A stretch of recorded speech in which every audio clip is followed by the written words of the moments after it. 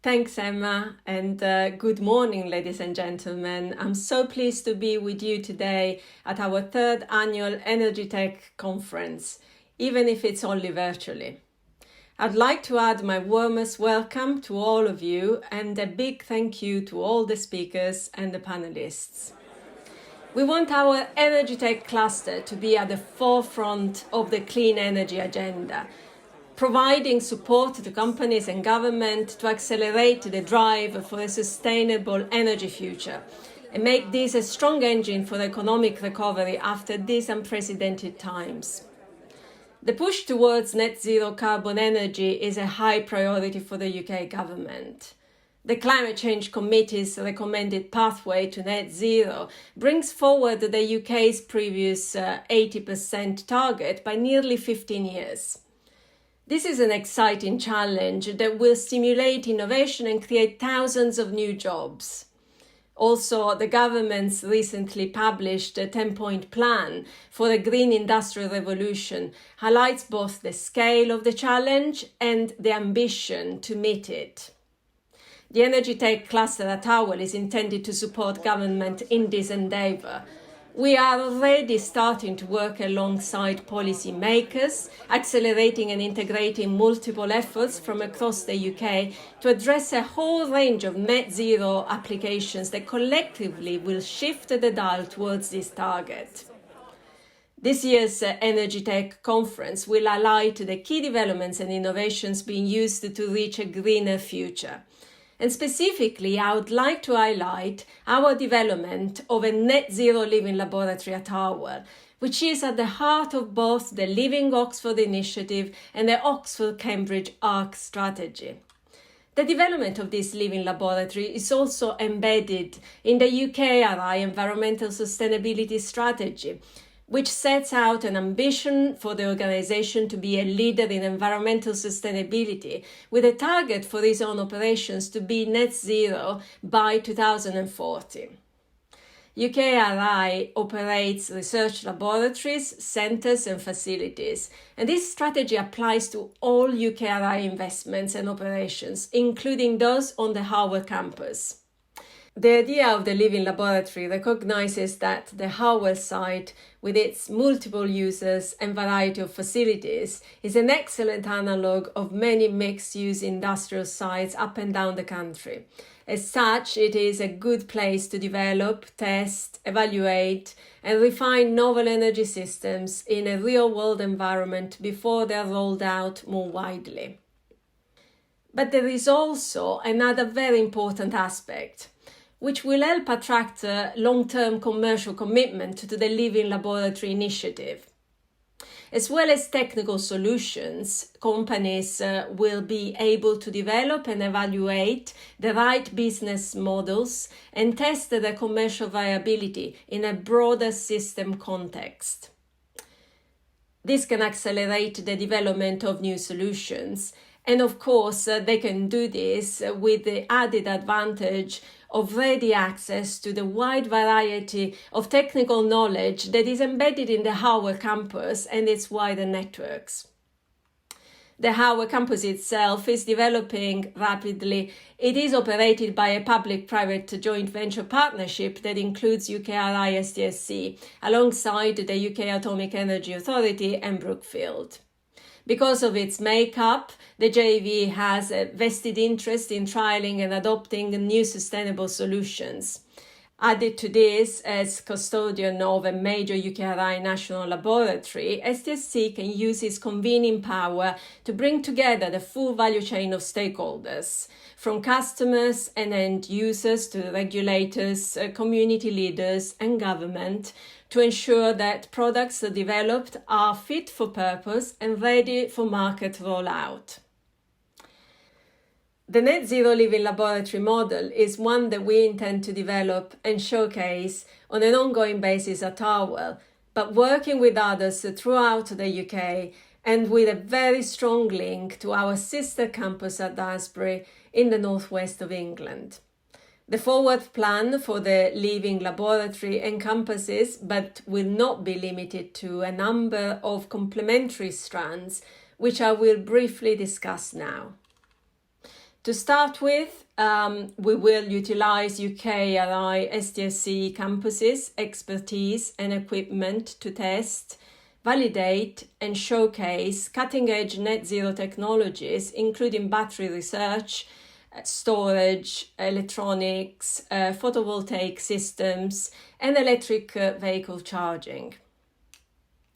We will also deploy integrated energy systems across the campus itself through UKRI STSC estates and facilities and the Harwell joint venture, with the STSC's Daresbury campus supporting the development of data products for smart energy systems to manage energy usage, align supply to demand, divert renewable energy to meet peak demand, and provide access to energy storage when supply exceeds demand. As well as this, we want to establish a cross-UKRI living laboratory initiative for projects encompassing energy, environment, and transportation, involving other organizations such as DEFRA and Natural England. And we intend to expand the existing cross-cluster proof of concept program to include a demonstration element. Examples would include the green ammonia demonstrator and the battery research laboratory. The existing program has been running successfully for the past 4 years within the Harwell and Daresbury high-tech clusters, and to date has funded 56 projects. The expanded program will de-risk innovation and forge new collaborations between industry and the facilities on the campus and beyond, exploiting the shared infrastructure provided by the plug-and-play platforms that will be developed by EnergyTec stakeholders. All of this will drive net zero innovation that can be deployed across the UK with supporting governance, policy and regulations. So, what progress have we made since last year's EnergyTec conference?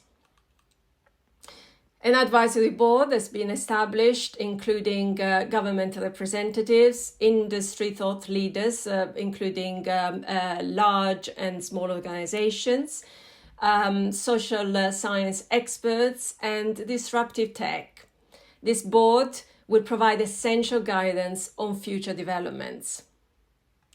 The Harwell Campus joint venture is already incorporating a sustainability program across the campus as a testbed for net zero technologies for new buildings and existing facilities, which include battery energy storage, monitoring of energy usage, photovoltaic systems, and electric vehicle charging. STSC estates are supporting the UKRI environmental sustainability strategy with a new solar panel investment initiative on the roofs of RAL buildings and other areas on campus. This will incorporate further battery energy storage and monitoring underpinned by the Data Integration Platform initiative at our sister campus at Daresbury.